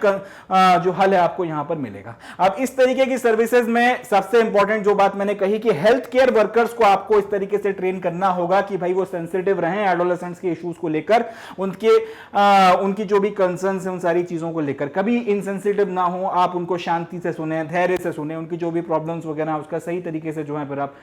इलाज करें। कई बार बच्चों को सिर्फ बात करने की जरूरत होती है, कई बार सिर्फ वो ये चाहते हैं कि सुना जाए, तो आपको इस तरीके से अपने जो हेल्थ केयर वर्कर्स हैं उनको प्रॉपरली जो है ट्रेन करना पड़ेगा इस चीज के लिए चाहिए कि वो अच्छे से एडोलेसेंट फ्रेंडली जो है रिस्पॉन्स वगैरह इन हेल्थ सेंटर्स वगैरह में दे सकें। अब इस तरीके के हेल्थ सेंटर्स वगैरह जो है गवर्नमेंट के द्वारा एस्टैब्लिश किए जा रहे हैं, मगर अभी इनको और ज्यादा जो है बड़े लेवल पर एस्टैब्लिश करने की जरूरत सोसाइटी में पड़ रही है। अभी और ज्यादा जो है इस तरीके के हेल्थ केयर सेंटर्स वगैरह को कॉमन बनाना जरूरी है। जिस तरीके से आपके आज की तारीख में स्विगी जोमेटो जो है वो कॉमन हो गए हैं, उसी तरीके से एडोलेसेंट सेंटर्स वगैरह की हेल्पलाइन नंबर्स वगैरह को भी जो है कॉमन बनाना बहुत जरूरी है, क्योंकि इससे कई सारे ऐसे बच्चे जिनको सही वक्त पर सही गाइडेंस या फिर चार प्यार भरे शब्द कंसर्न और केयर के साथ में अगर मिल जाए तो उसका एक बहुत पॉजिटिव इंपैक्ट आपको देखने के लिए उनकी पर्सनालिटीज पर, उनकी लाइफ में देखने को मिलता है।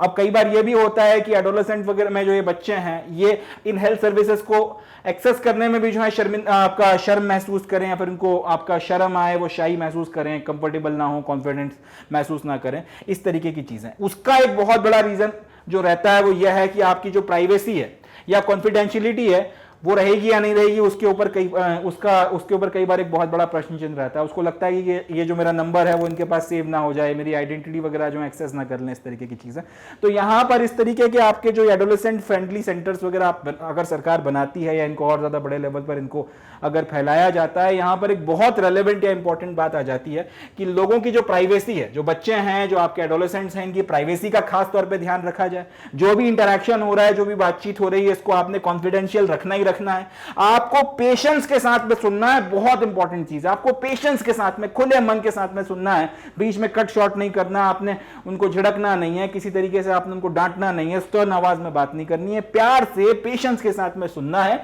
और सेंसिटिविटी के साथ में सुनना है। कोई ऐसी बात नहीं कहनी कि जिससे उसकी इमोशंस हर्ट हो या उसको बुरा लगे, इस तरीके की चीजें। एकदम शांति से सेंसिटिविटी के साथ में जो है आपको सुनना है, बहुत फ्रेंडली बिहेवियर करना है। अगर ये फ्रेंडली बिहेवियर लैक करेगा तो फिर ये आपके जो एडोलेसेंट फ्रेंडली सेंटर्स हैं ये भी जो है नहीं चल पाएंगे, ये भी फ्लॉप हो जाएंगे। अगर आप चाहते हैं ये चलें और इसके चलते आप इन एडोलेसेंट एज में जो बच्चे हैं, एज ग्रुप में जो बच्चे हैं, इनकी प्रॉब्लम्स को इफेक्टिवली आप हैंडल कर सकें, तो इन सारी चीजों पर ध्यान देना बहुत जरूरी है। इसके लिए आपको इफेक्टिवली ह्यूमन रिसोर्सेज को ट्रेन कर यहां पर बैठाना जरूरी है,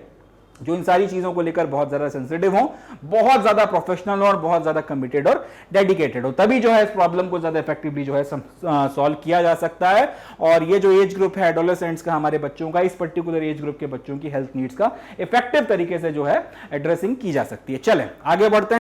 जो नेक्स्ट अपना टॉपिक आता है इसका नाम है रोल ऑफ पीर एजुकेटर और पीर फैसिलिटेटर। अब इसमें जो पीर वर्ड है, बार बार ये कई बार आ भी रहा था, इसके पहले भी हम लोग कई बार इस वर्ड को यूज कर चुके हैं,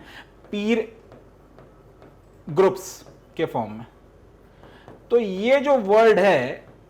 पहले तो इसका मतलब समझते हैं, उसके बाद में पीर एजुकेटर या फिर पीर फैसिलिटेटर क्या होता है, फैसिलिटेटर क्या होता है, उसको देखेंगे। देखिए, जो आपके साथ के फ्रेंड्स होते हैं या साथ के आपके कलीग्स होते हैं, जिनके साथ में आप इनफॉर्मली कंफर्टेबली अपने आप को कंडक्ट कर सकते हैं, ये जो लोग हैं ये कहलाता है आपका पीर ग्रुप। जिनके साथ में आप हैंग आउट करते हैं, कई बार आप आउटिंग के प्लान बना लेते हैं, आपके दोस्त यार सखा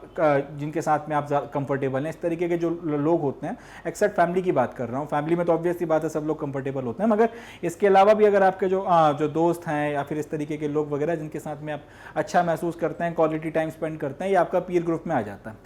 अब एक बात देखी गई है, ये एडोलेसेंट्स में खास तौर पे इस चीज़ को देखा गया है कि बाकी किसी की अपेक्षा, अपने पेरेंट्स, अपने टीचर्स और बाकी सब लोगों की अपेक्षा कई बार एडोलेसेंट्स आपस में जो है कंफर्टेबली अपनी प्रॉब्लम्स वगैरह, अपना जो पीर ग्रुप होता है उसमें ज़्यादा कंफर्टेबली अपनी प्रॉब्लम शेयर कर लेते हैं। या फिर अगर आप अपनी एज ग्रुप का कोई व्यक्ति हो जिसके साथ उसके साथ में अपनी प्रॉब्लम्स को ज़्यादा इफेक्टिवली शेयर कर लेते हो, बजाय किसी एडल्ट के साथ में अपने इशूज़ वगैरह को एड्रेस करने के। अब लेट से कोई 16-17 साल का लड़का है, उसको अपनी बॉडी में अगर कुछ चेंजेस वगैरह आ रहे हैं, उन सारे चेंजेस को लेकर उसके मन में कुछ कंसर्न है, तो बजाय एक 30-35 साल के इंसान के साथ में या फिर एक 40 साल या उससे भी ज्यादा एज के व्यक्ति के साथ में जो भली बहुत एक्सपीरियंस हो उस मामलों में और उसको सही सलाह दे सके, उसके साथ में अपनी बात को खुलकर बोलने की जगह वो 16-17 साल का लड़का उसी एज ग्रुप के किसी व्यक्ति के साथ में जो है अपनी बात को ज्यादा कंफर्टेबली, जो 19-20 साल का अगर कोई बंदा है उसके साथ में, या 1-2 साल ऊपर नीचे ऐसे उसी एज ग्रुप का जो बंदा है उसके साथ में अपनी बातचीत को, जो अपनी उस पर्टिकुलर प्रॉब्लम को जो है ज्यादा इफेक्टिवली शेयर कर सकता है, ज्यादा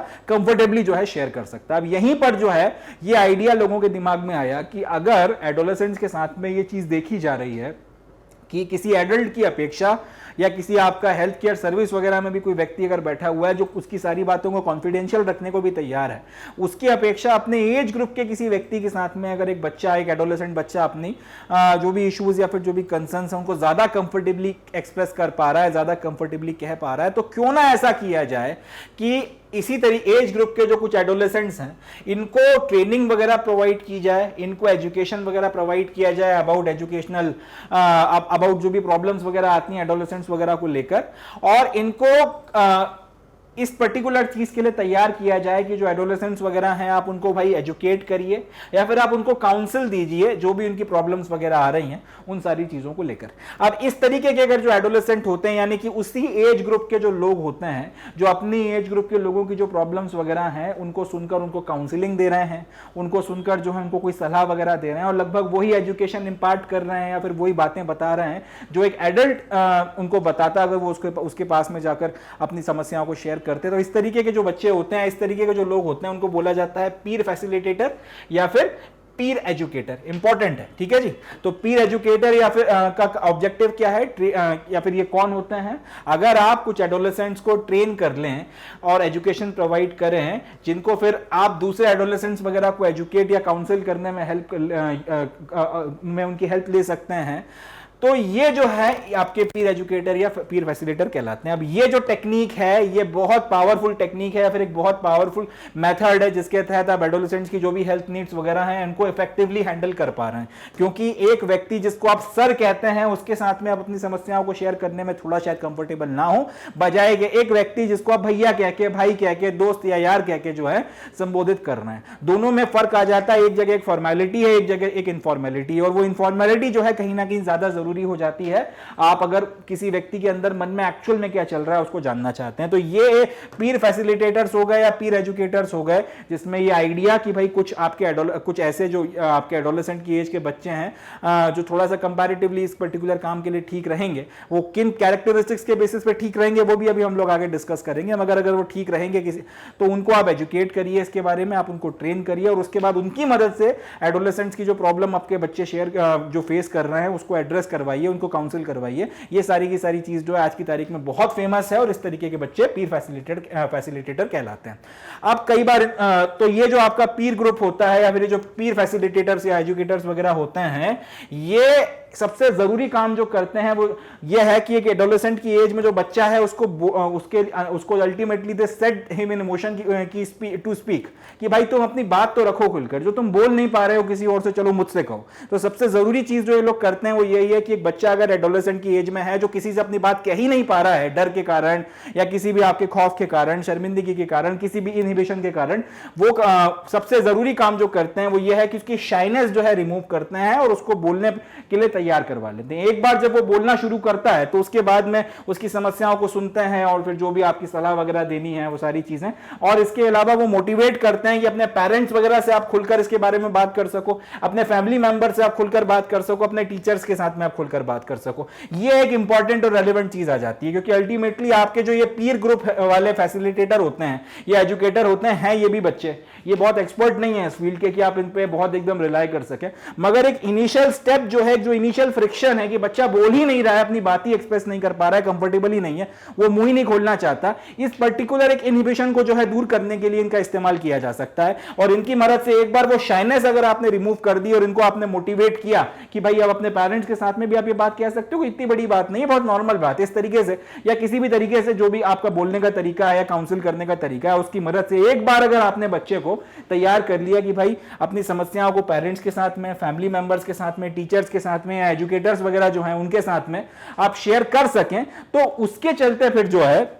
उसके चलते आप उस बच्चे की जो भी प्रॉब्लम वगैरह है उसका सही तरीके से एड्रेस हो सकता है या नहीं हो सकता, उसके चैनलाइजेशन में जो है एक बड़ा रोल अदा कर सकते हैं। चले आगे बढ़ सकते हैं। अब इसके लिए आप कर क्या सकते हो, ये जो पीर ग्रुप वाले हैं, ये पीर फैसिलिटेटर हो गए या फिर ये जो पीर एजुकेटर हो गए, इसके लिए आप किन लोगों का इस्तेमाल कर सकते हो? सीनियर क्लासेस में जो बच्चे हैं उनको आप इसके लिए ट्रेन कर सकते हो, उनको जो है आप इसके लिए अच्छी ट्रेनिंग दे सकते हो। ताकि वो लोग अंडरस्टैंड कर सकें किसी भी व्यक्ति की जो भी प्रॉब्लम्स वगैरह हैं उनको, और अकॉर्डिंगली उसको गाइड कर सकें to the best of their ability to address the health needs of friends, peers and other children in the community. यानी कि आपने सीनियर क्लासेस के कुछ बच्चों को पकड़ा, 12वीं के, 11वीं के,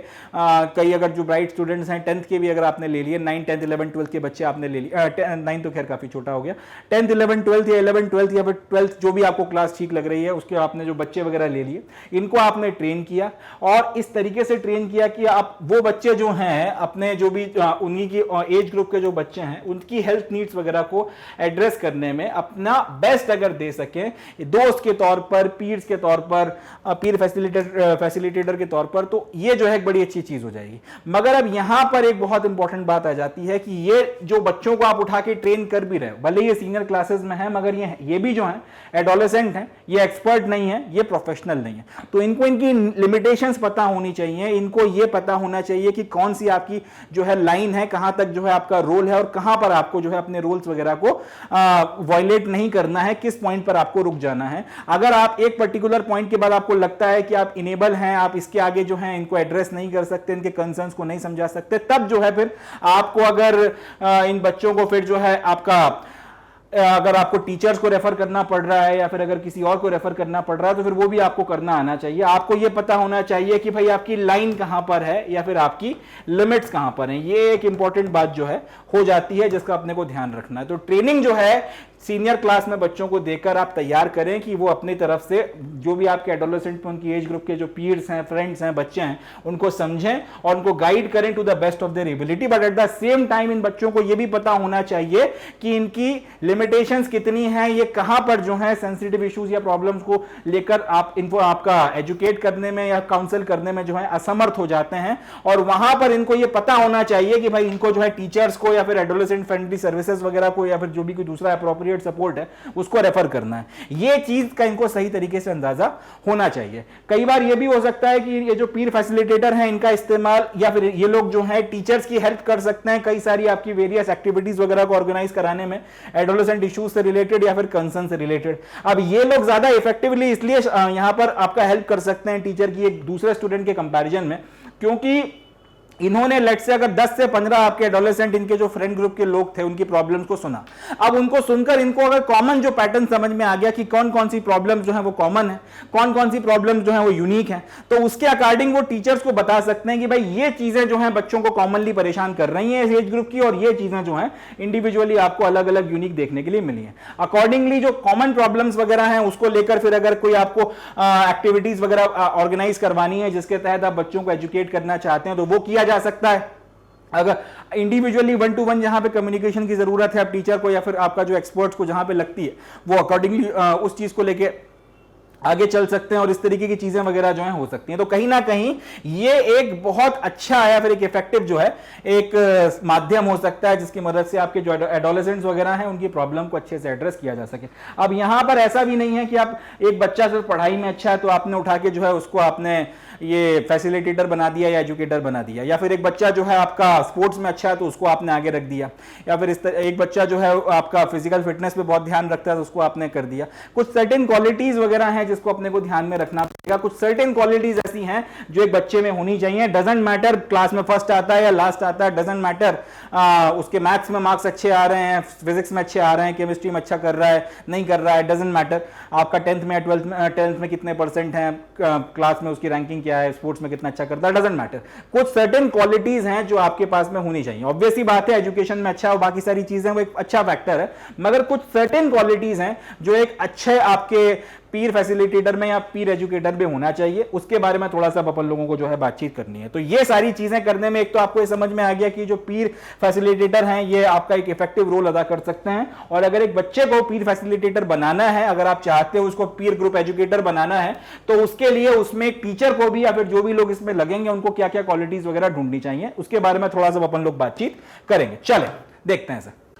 तो जब भी किसी बच्चे को अगर आप पीर ग्रुप फैसिलिटेटर बना रहे हैं या एजुकेटर बना रहे हैं तो उसमें एक टीचर को क्या क्वालिटी देखनी चाहिए या फिर एक पीर ग्रुप एजुकेटर या फैसिलिटेटर में क्या क्वालिटीज होनी चाहिए, थोड़ा सा बात करते हैं। सबसे जरूरी, सबसे रेलेवेंट, सबसे इंपॉर्टेंट क्वालिटी की एक गुड लिसनर हो, वो सुनना जानता हो, वो बीच में बोले ना, इंटरप्ट ना करे, कट ना करे, किसी तरीके का कोई कमेंट ना करे, वो सुनना जानता हो, एक गुड लिसनर हो। और इसके साथ साथ सबसे बड़ी बात, वो अटेंटिवली जो है बच्चे की बात सुने। कई बार ये हो सकता है कि आप ना किसी को काटें, ना आप किसी को जो है बीच में टोकें, मगर आपका ध्यान कहीं भटक जाए, आपकी आंखों से कई बार जो है सामने वाला बोलते बोलते रुक जाए और समझ जाए कि आप उसकी बातों में इंटरेस्टेड नहीं है। आपकी बॉडी लैंग्वेज से या किसी और तरीके के हाव भाव से अगर ये बात निकल कर आए या दिखे, तो फिर ये चीज़ जो है ठीक नहीं है। आपको एक आपका पीर एजुकेटर के तौर पर बहुत ज़रूरी है कि आप एक अच्छे लिसनर हो। एक अच्छे लिसनर का मतलब क्या है, कई सारी क्वालिटीज़ होनी ज़रूरी हैं। सबसे पहले तो आपको उसकी बात को जो है सुनना है, आपको उसकी बात को काटना नहीं है बिल्कुल भी।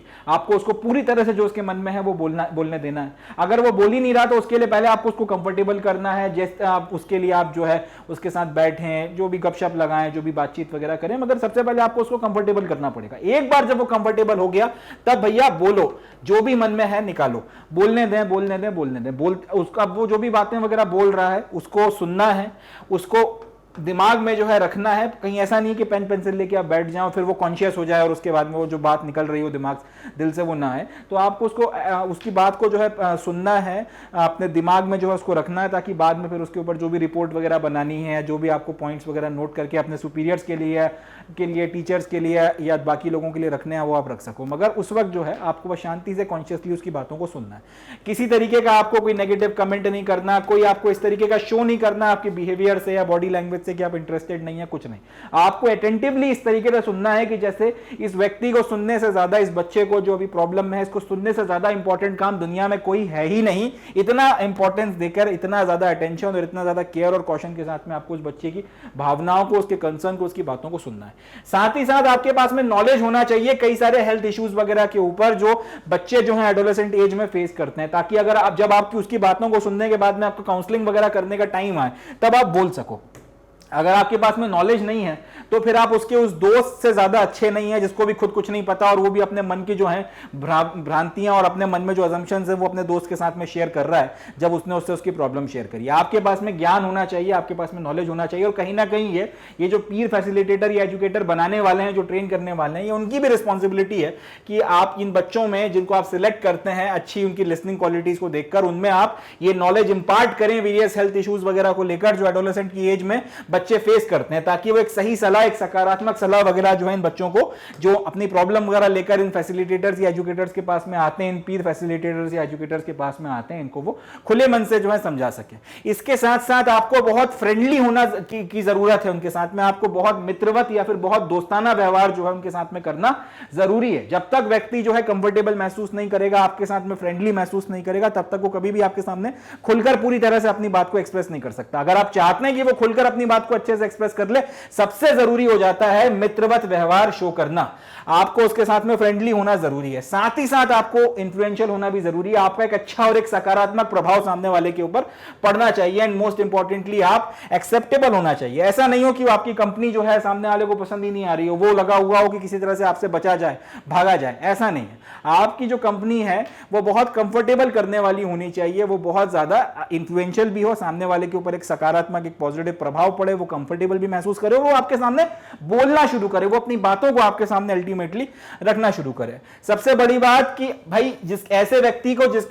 को आपने जो है एज फैसिलिटेटर या एजुकेटर बनाना जरूरी है, जिसके ऊपर ट्रस्ट किया जा सके और जो ट्रुथफुल हो, यानी कि जो सच बोलना जानता हो। लेट से किसी बच्चे ने अपनी बात को फैसिलिटेटर के सामने कहा, अब वो इस बात को पूरे स्कूल में चिल्लाता फिर रहा है कि यार इसने तो मुझे अपने बारे में ऐसी ऐसी बात बताई है, इस पर तो आप शर्मिंदा भी कर सकते हैं इसको, इस पर अपन इसकी हंसी भी उड़ा सकते हैं, और इस तरीके की हरकतें। अब ऐसी हरकतें करने वाले व्यक्ति को अगर आपने फैसिलिटेटर या एजुकेटर बना दिया, तो पता चला बच्चा जो है जो अपनी प्रॉब्लम शेयर कर रहा था वो डिप्रेशन में चला गया, इस मारे कि वो पूरे शहर, उसका पूरा स्कूल में बदनामी हो गई है। तो आपको इस तरीके के इमोशनली मैच्योर बच्चों को जो है फैसिलिटेटर बनाना जरूरी है, जिनके ऊपर ट्रस्ट किया जा सके कि वो आपका जो है बातों को अपने तक ही रखेंगे एंड ट्रुथफुल रहेंगे। अब ऐसा भी नहीं है कि वो अपनी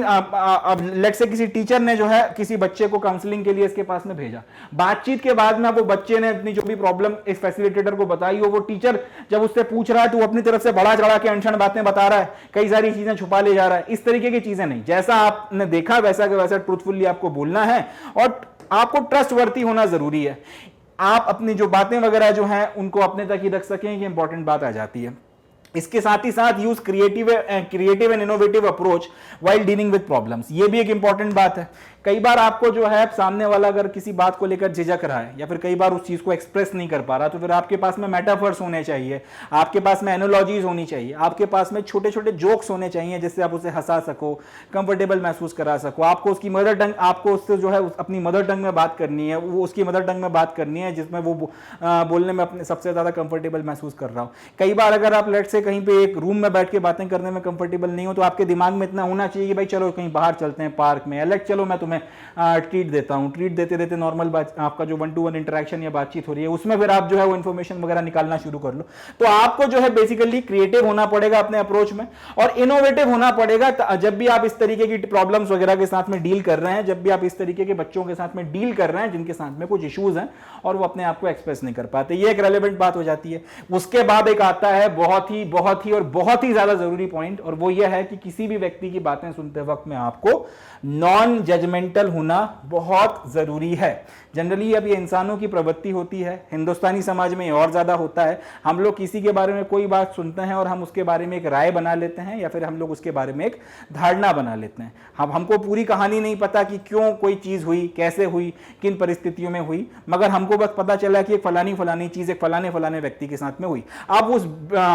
पर्टिकुलर चीज के ऊपर डिपेंडिंग अपॉन कि वो पॉजिटिव है या डिपेंडिंग अपॉन कि नेगेटिव है, हम उसको जज करना शुरू कर देते हैं, हम जजमेंटल हो जाते हैं। आज के समाज में ये बहुत बड़ी प्रॉब्लम है कि हमारे अंदर जजमेंटल टेंडेंसीज जो है वो बहुत ज्यादा है। हमें इस तरीके के व्यक्ति की अब जरूरत है यहां पर जो नॉन जजमेंटल हो, जो पहले से जो है किसी के बारे में एक धारणा या राय ना बना ले, क्योंकि ये कि बहुत कॉमन बिहेवियर है। अगर आप किसी के बारे में कोई राय रखते हैं दिमाग में, आप अगर उसको लेकर जजमेंटल हैं तो अकॉर्डिंगली जो है आपका बिहेवियर उस व्यक्ति के साथ में चेंज हो जाएगा। एक पर्सन है एक्स और एक पर्सन है वाई। एक व्यक्ति एक्स के बारे में अगर आपकी जो राय, आप इसके बारे में भी जजमेंटल हैं और आप इसके बारे में भी जजमेंटल हैं, तो पर्सन एक्स को लेकर लेट से आप पॉजिटिव तरीके से जजमेंटल हैं और पर्सन वाई को लेकर आप नेगेटिव तरह से जजमेंटल हैं।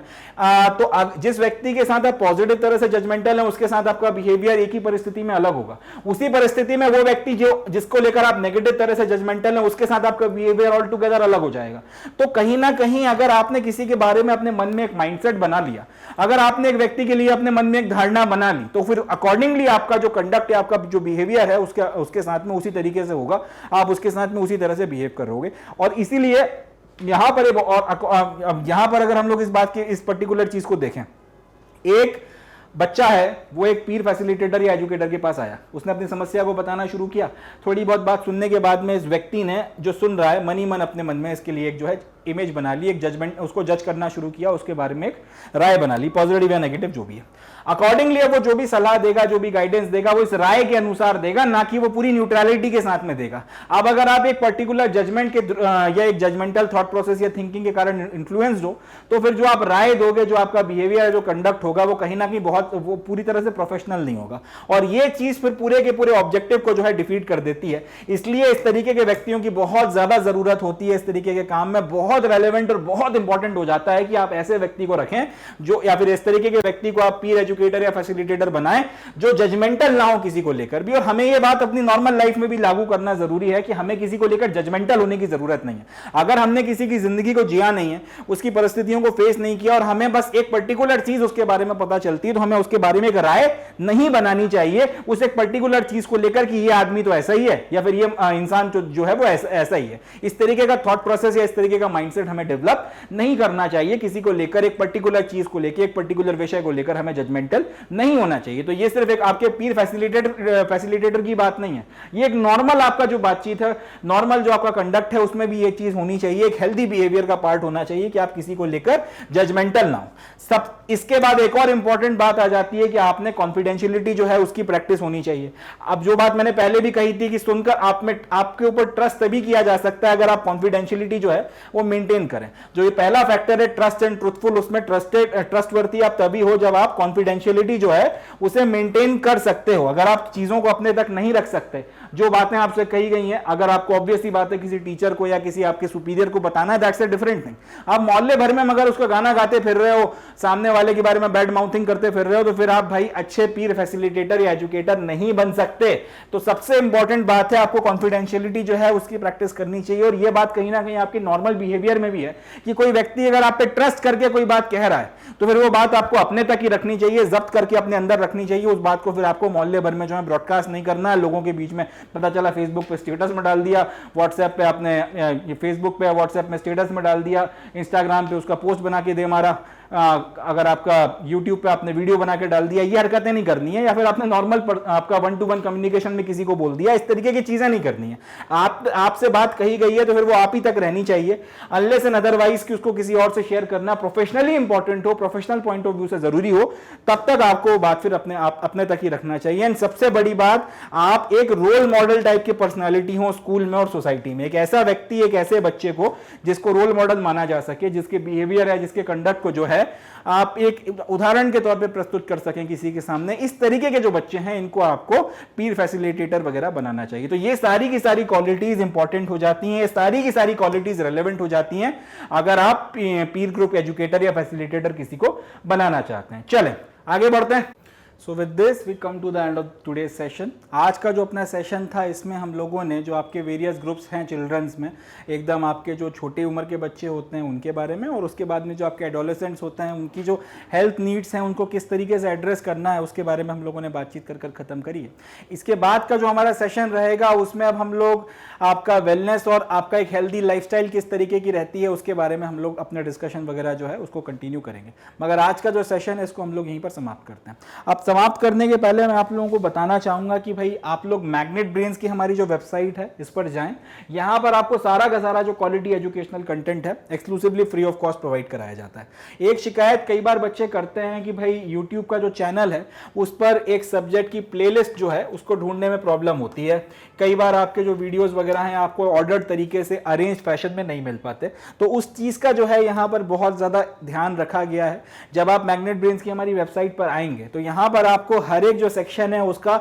ऑर्डर्ड तरीके से आपको जो एक ऑर्डर्ड तरीके से जो है सारा का सारा कंटेंट अरेंज फॉर्मेट में मिल जाएगा। जैसे आप वेबसाइट पर आए और आपने देखा कि यहाँ पे सीबीएसई इंग्लिश मीडियम लिखा हुआ है, किंडरगार्टन टू क्लास 12, उसका सारा का सारा कंटेंट जो है अब यहाँ पर लगा हुआ है। अब लेट से अगर आपने सीबीएसई हिंदी मीडियम से देखना है तो उसका जो कंटेंट है उस पर आपने क्लिक किया तो फिर उसका कंटेंट आ जाएगा। जो वेरियस हमारे कॉम्पिटिटिव एग्जामिनेशंस का कंटेंट है, एनटीएससी हो गया, यूपीएससी हो गया, ओलंपियाड हो गया, उस पर अगर आप क्लिक करेंगे तो उसका सारा कंटेंट निकल कर आ जाएगा। तो लेट से अगर आपने यहाँ पर आकर CBSE kindergarten to 12th English medium का जो सेक्शन है उस पर आपने क्लिक किया तो उसका सारा का सारा कोर्स निकल कर आ गया। अब लेट से यहाँ पर आपको क्लास 11 का कोई सब्जेक्ट पढ़ना है तो आप क्लास 11 पर जाकर क्लिक करिए। क्लास 11 पर क्लिक करते ही आपका सारा का सारा जो यहाँ पे क्लास 11 के सब्जेक्ट्स हैं, वेरियस जो कोर्सेज हैं वो सब निकल कर आ जाएंगे। अब जिस भी कोर्स पर आप क्लिक करते हैं, जैसे आपने लेट से मेरे कोर्स पे क्लिक किया या किसी और कोर्स पे क्लिक किया, आपका लीगल स्टडीज का कोर्स हो गया, सोशियोलॉजी का हो गया, फिजिक्स केमिस्ट्री मैथ्स जो भी कोर्स हो गया, उस पर अगर आपने क्लिक किया तो फिर उसका सारा जो सिलेबस है, सारा का सारा जो कंटेंट है वो आपके सामने आएगा। जैसे फिजिकल एजुकेशन पे क्लिक करते ही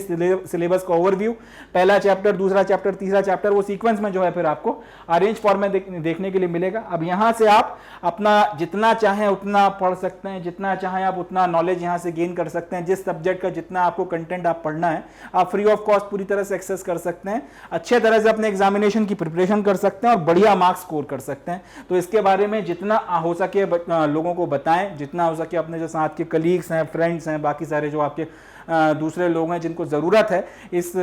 पर्टिकुलर इस तरीके की क्वालिटी एजुकेशनल कंटेंट की एक्सक्लूसिवली फ्री ऑफ कॉस्ट, उनको आप इसके बारे में बताएं, इसके बारे में और ज़्यादा प्रचार प्रसार करें, खुद भी इसका फ़ायदा उठाएं, दूसरों तक भी इसको पहुंचाएं और जितना हो सके ये जो ज्ञान को फैलाने का एक नेक काज होता है इसमें अपना कॉन्ट्रीब्यूशन दें, जमकर मेहनत करें, पॉजिटिव रहें, बढ़िया स्कोर करें और तरक्की और उन्नति के पथ पर आप लोग आगे बढ़ते रहें। तो इसी नोट पर आज का जो सेशन है इसको हम लोग यहीं पर समाप्त करते हैं। मिलते हैं नेक्स्ट सेशन में जिसमें हम लोग